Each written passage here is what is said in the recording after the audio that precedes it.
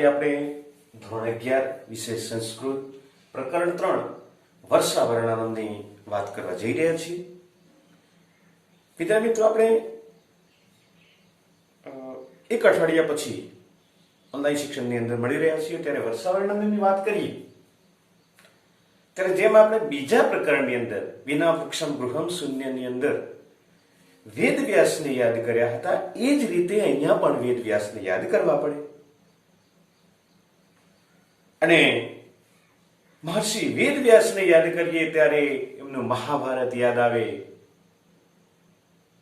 અને મહાભારત પછી 18 પુરાણો આપણને યાદ આવે કે મહર્ષિ વેદવ્યાસે જે વિશાળ સાહિત્યની જે રચના કરી છે, એમાં સૌથી વિશ્વનો જે મોટામાં મોટો ગ્રંથ છે, એવો મોટામાં મોટો ગ્રંથ એટલે મહાભારત. 1,00,000 કરતા વધારે શ્લોકો વાળો ગ્રંથ. અને ત્યાર પછી એનું વિશાળ સાહિત્ય જે જોઈએ તો 18 પુરાણો છે. એ 18 પુરાણોની અંદર જુદા જુદા પુરાણો છે. કુર્મ પુરાણ, પદ્મ પુરાણ, શક્તિ પુરાણ, શિવ પુરાણ, ભાગવત પુરાણ, આ બધા જુદા જુદા પુરાણો આપણને જોવા મળે છે. 18 જેટલા પુરાણો છે. અને એ 18 પુરાણોની અંદર આજે આપણે ભાગવત પુરાણની થોડીક વાત કરી રહ્યા છીએ.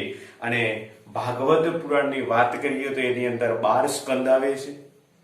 અને જે આ 12 સ્કંદ છે, એ 12 સ્કંદ અને એની અંદર 18,000 જેટલા શ્લોકો આવેલા છે.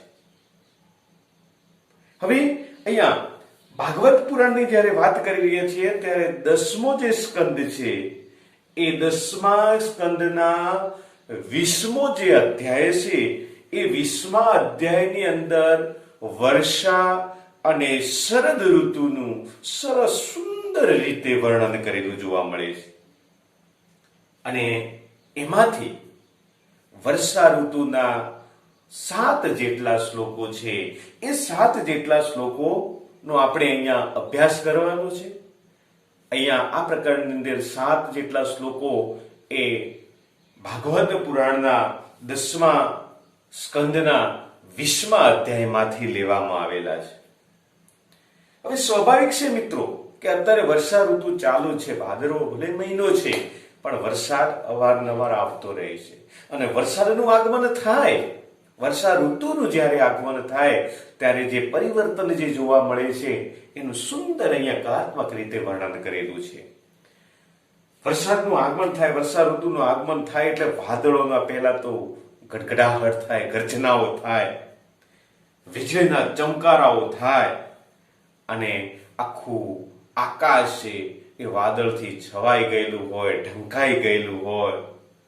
વાદળોમાંથી જળ છે એ જળની ધારાઓ વરસવા લાગે, ધારાઓ વહેતી થતી હોય.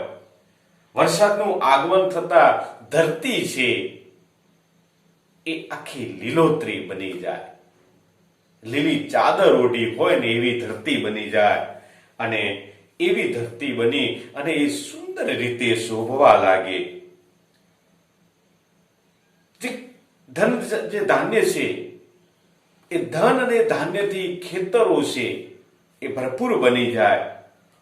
અને ધન ધાન્યથી ભરપૂર બનેલા ખેતરોને જોઈ અને ખેડૂતો છે એ ખુશખુશાલ થઈ જાય, આનંદિત થઈ જાય. અને સાથે સાથે જળચર એટલે કે જળમાં રહેનારા જે પ્રાણીઓ છે, સ્થળચર એટલે કે સ્થળ ઉપર, જમીન ઉપર જે રહેનારા જે પ્રાણીઓ છે, એ એકદમ નવું રૂપ ધારણ કરે છે.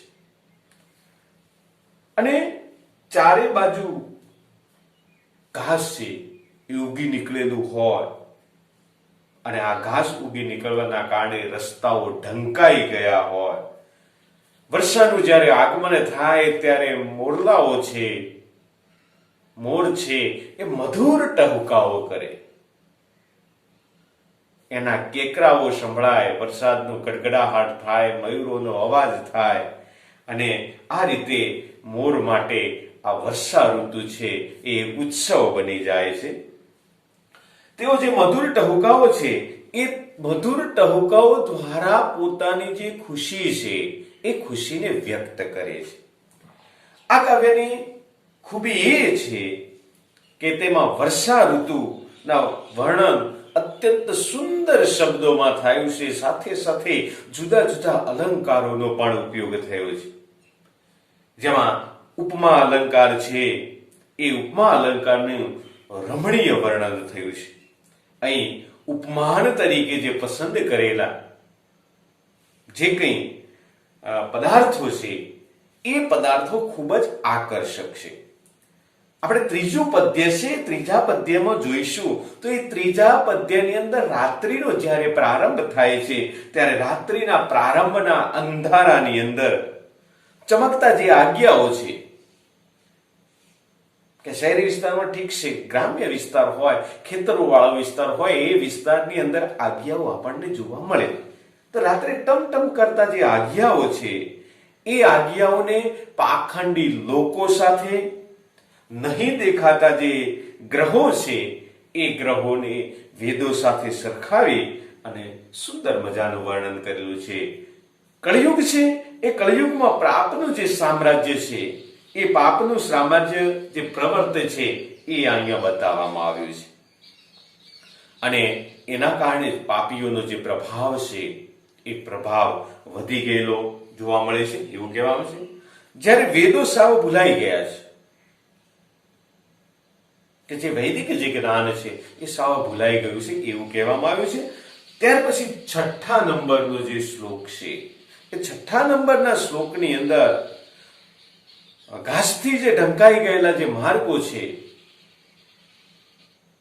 વરસાદ આવ્યો હોય, ઘાસ ઉગી નીકળ્યો હોય, વનસ્પતિ ઉગી નીકળી હોય અને એનાથી માર્ગો જે ઘાસથી આચ્છાદિત થઈ ગયા છે, ઢંકાઈ ગયા છે, એ માર્ગોનો અભ્યાસ ના અભાવે ભૂલાઈ ગયેલા કે વિસરાઈ ગયેલા વેદ જ્ઞાન સાથે સરખાવ્યા. જેમ ઘાસ ઉગવાના કારણે રસ્તાઓ છે એ અસ્પષ્ટ બની જાય છે, તેમ વેદોનું જ્ઞાન અભ્યાસ ન કરવાના કારણે સ્પષ્ટ બનતું નથી, અસ્પષ્ટ બની જાય છે. અને એ સાથે 7મો જે શ્લોક છે, એ 7મા શ્લોકમાં વાદળોના જે આગમન થાય છે અને એ આગમનથી હરખાઈ ગયેલા જે મયુરો છે, એ મયુરો જે આનંદ કરે છે, એ મયુરોને ગૃહસ્થ લોકો સાથે સરખાવવામાં આવ્યા છે. કૌટુંબિક જીવન જીવતા જે માણસો છે એ અને મયુરોનો આનંદ સમાન છે, એ સાથે સરખાવ્યા છે. અને 5મો જે શ્લોક છે, એ 5મા શ્લોકની અંદર બે સરસ મજાના શબ્દો મૂક્યા છે.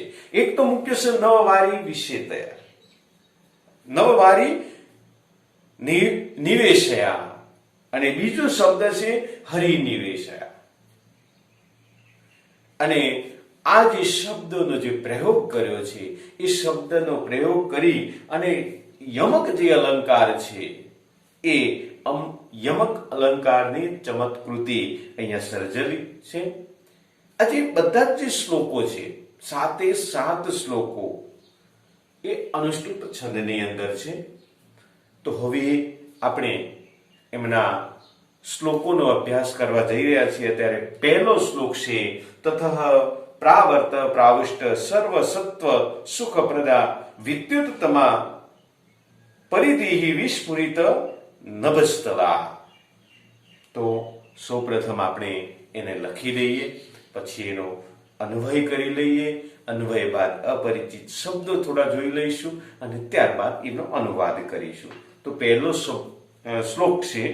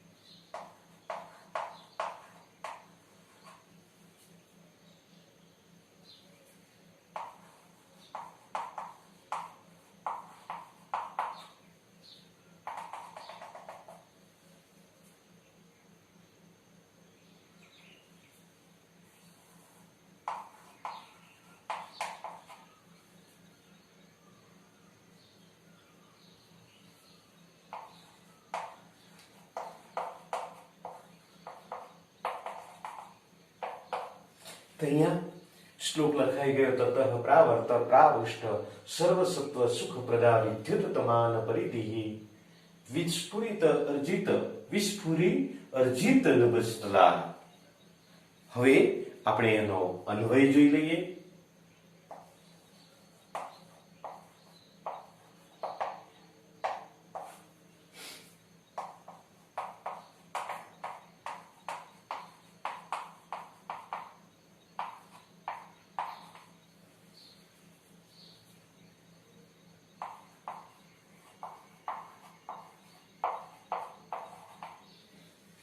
ततः सर्व सत्व सुख प्रदा विद्युत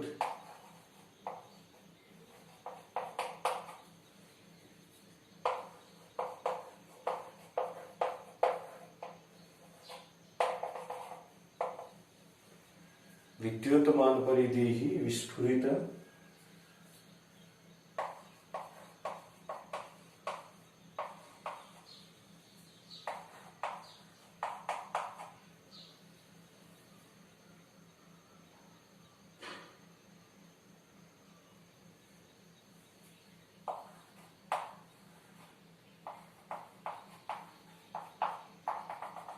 નભસ્તલા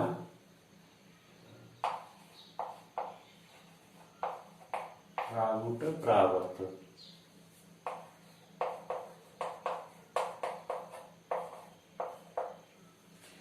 હવે એના અપરિચિત શબ્દો.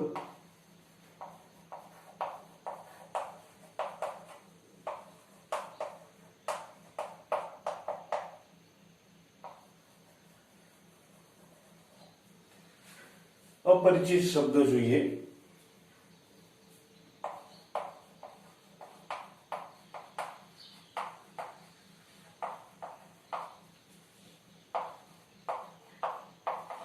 સર્વસત્વ સુખાપ્રદા એટલે બધા જ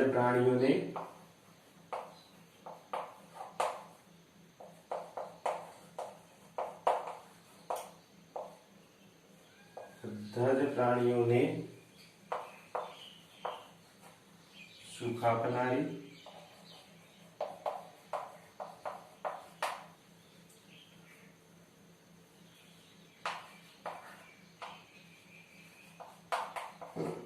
विद्युत मान परिधि विद्युतमान परिधि चमकता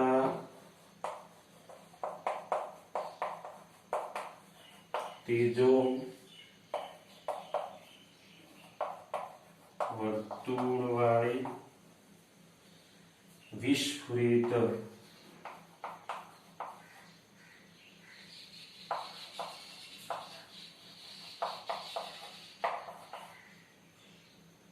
खड़भड़ता आकाश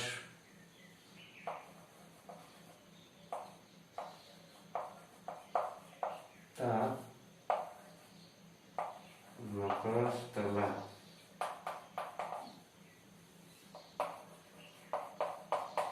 आकाश वाली प्रावृत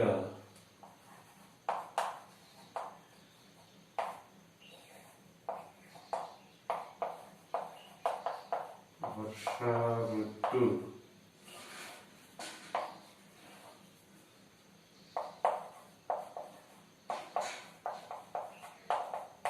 શરૂઆત થઈ.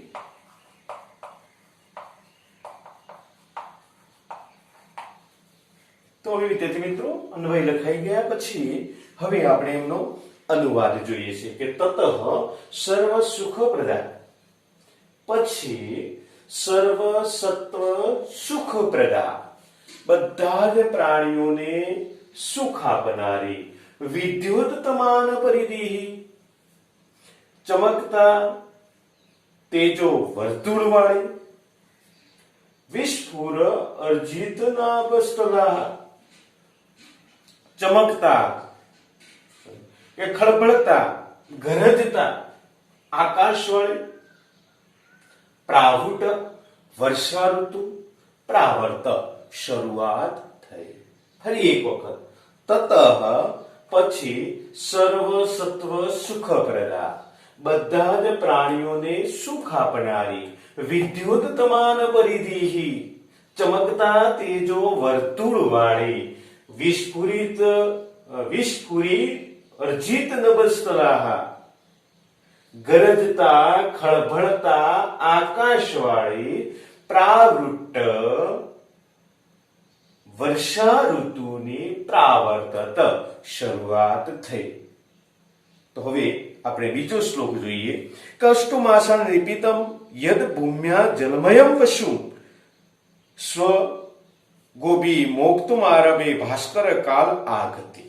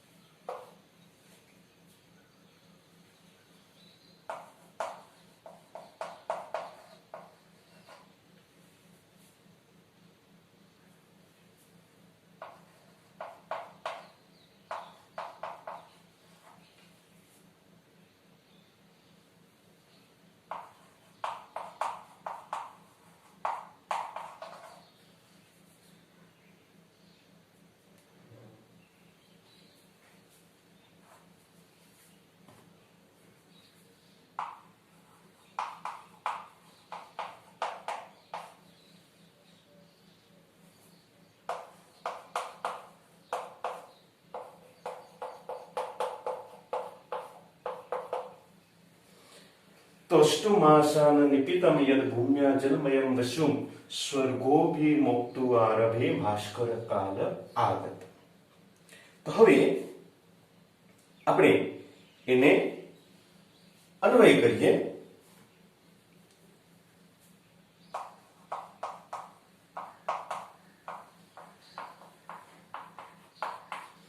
કાલે આગતે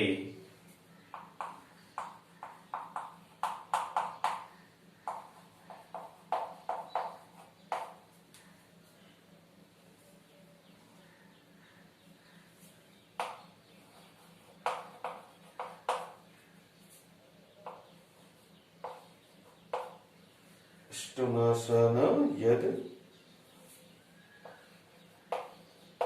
જલમય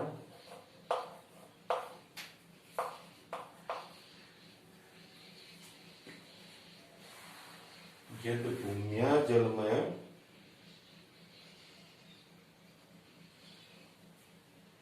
ભૂમ્યા યદ જલમયમ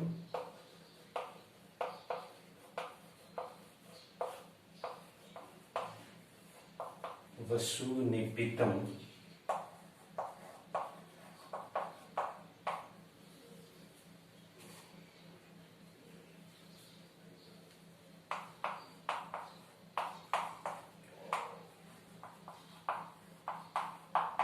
તત ભાસ્કર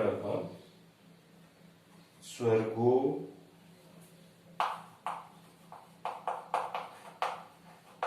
સ્વર્ગોભિઃ મોક્તુમ આરભે.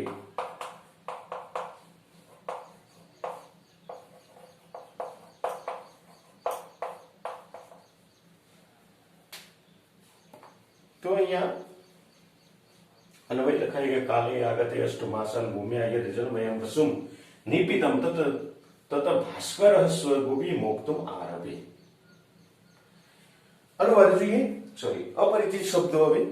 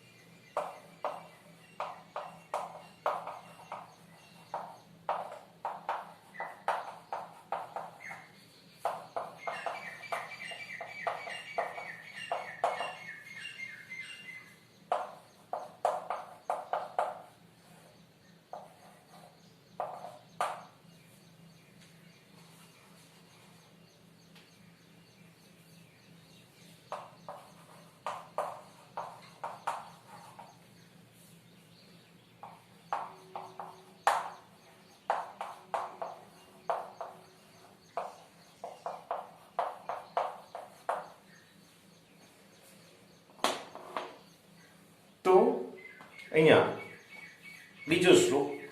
કષ્ટકાલે આગતે અષ્ટો માસાન ભૂમ્યા યદ જલમયમ વસુ નૈપિતમ. કાલે આગતે સમય આવ્યો ત્યારે અષ્ટો માસાન ભૂમ્યા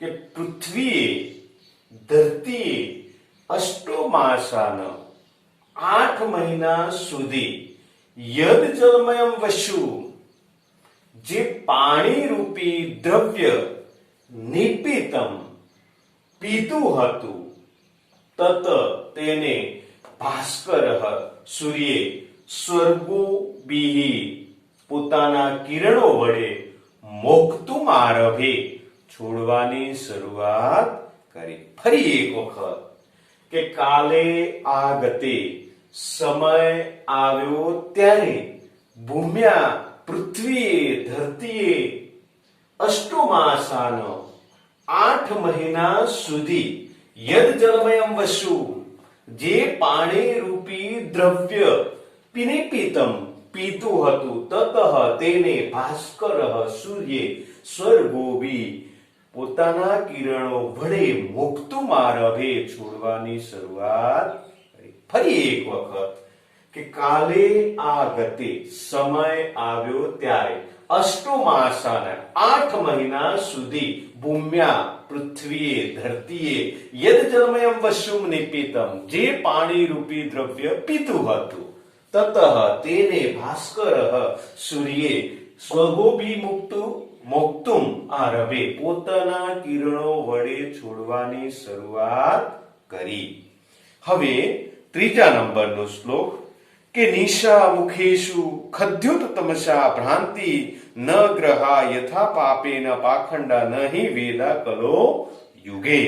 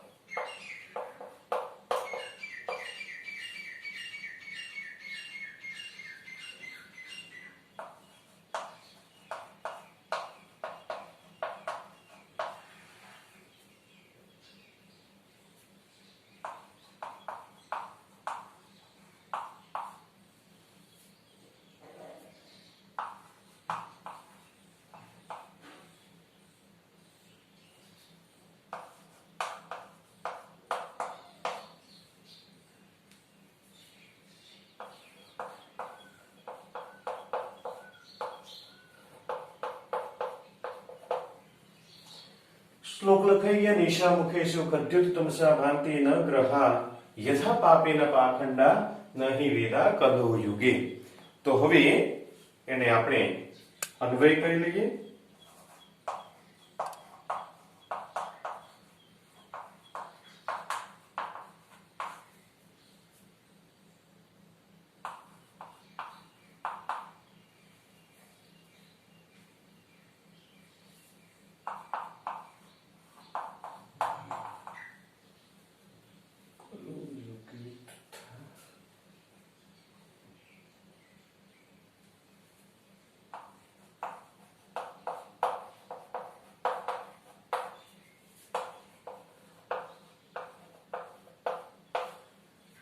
यथा पापेन पाखंडा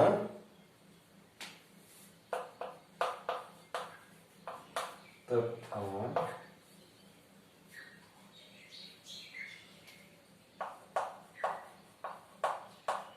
तमसा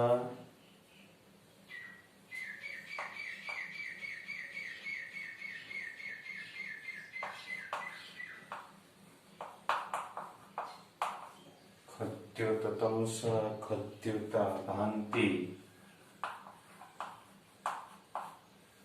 खद्योता भांति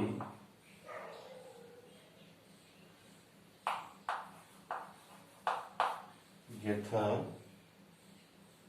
ग्रहा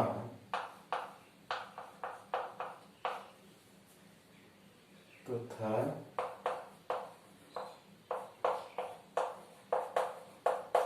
वेदा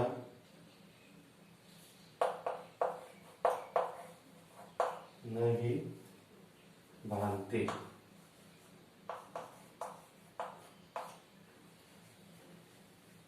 तो હવે અહીંયા એના અન્વય લખાઈ ગયો. અન્વય પછી શબ્દાર્થ.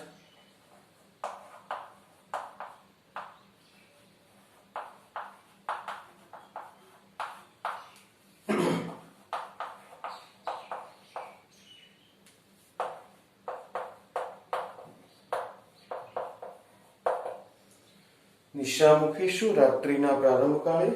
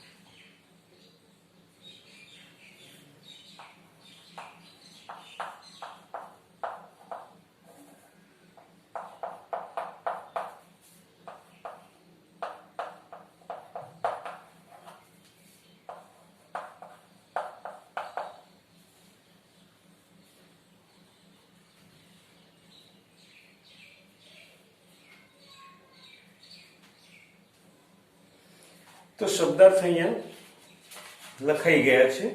હવે એનો આપણે અનુવાદ કરી લઈએ. તો એ કીધું છે કે નિશા મુખેશુ, કે રાત્રિના પ્રારંભ કાળે કલો યુગે કે કળયુગમાં યથાગ્રહા જેમ પાપ વડે પાખંડીઓ કે યથા પાપેન પાખંડાહ, કે જેમ પાપ વડે પાખંડીઓ તથા તેમ તમસા ખદ્યોતા ભાંતિ, અંધારામાં આજ્ઞાઓ શોભે છે, યથા ગ્રહા નવેદા નહિ ભ્રાંતિ, કે ગ્રહોની માફક વેદો શોભતા નથી. ફરી એક વખત કે નિશા મુખેશુ, રાત્રિના પ્રારંભ કાળે, કલો યુગે કળયુગમાં, યથા જેમ પાપીના પાખંડાહ, પાપ વડે પાખંડીઓ તથા તેમ તમસા ખદ્યોતા ભાંતિ, અંધારામાં આજ્ઞાઓ શોભે છે, યથા ગ્રહા તથા વેદા ન વ્રત, ગ્રહોની માફક વેદો શોભતા નથી. ફરી એક વખત કે નિશા મુખેશુ, રાત્રિના પ્રારંભ કાળે, કલો યુગે કળયુગમાં, યથા પાપેન પાખંડા, જેમ પાપ વડે પાખંડીઓ તથા તેમ તમસા ખદ્યોતા ભાંતિ, કે અંધારામાં આજ્ઞાઓ શોભે છે, યથા ગ્રહા તથા વેદા નહિ ભ્રાંતિ, ગ્રહોની માફક વેદો શોભતા નથી. તો હવે આપણે એના પછીનો શ્લોક લઈએ, ચોથા નંબરનો શ્લોક. તો ક્ષેત્રાણી સસ્યદ્વીહ કર્ષકાણામ મુદમ દદુ, ધનિના ઉપતાપમ ચ દેવાદીનામ અજાનતા.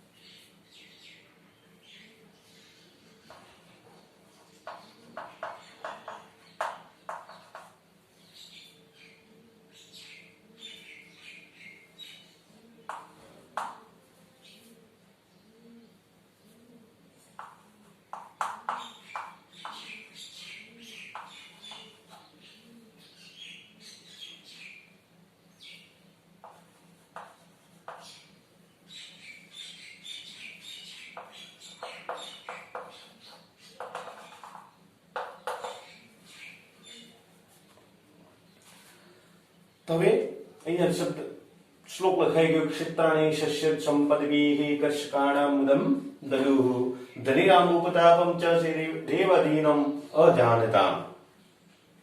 હવે એમનો આપણે અન્વય કરી લઈએ છીએ.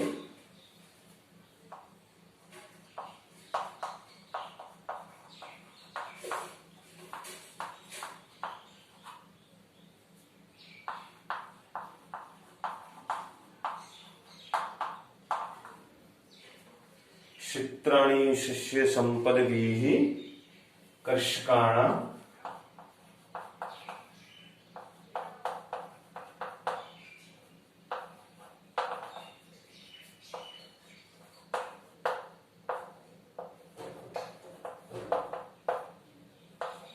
મુદમ દદુઃ,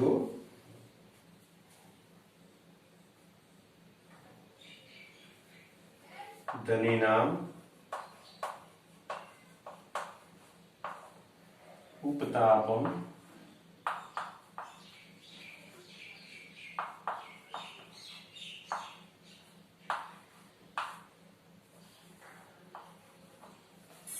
ધનેનામ ઉપતાપમ અજાનતામ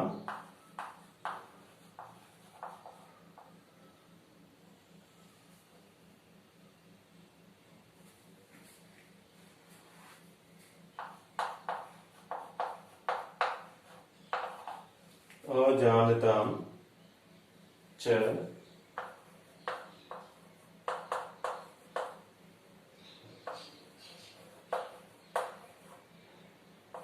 દેવાદેવ. અપરિચિત શબ્દો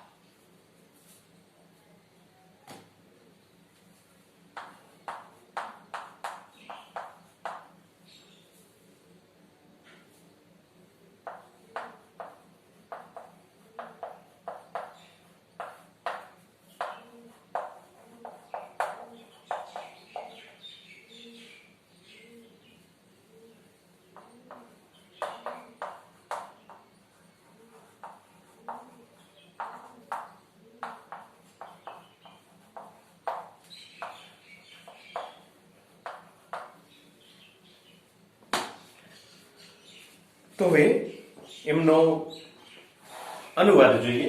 શબ્દાર્થ લખાઈ ગયા પછી કે ક્ષેત્રાણી ખેતરો સસ્યદ સંપદિવી કે ધાન્ય રૂપી સંપત્તિ વડે કર્ષકાણા મુદમ દદુ ખેડૂતોને આનંદ આપવા લાગ્યા.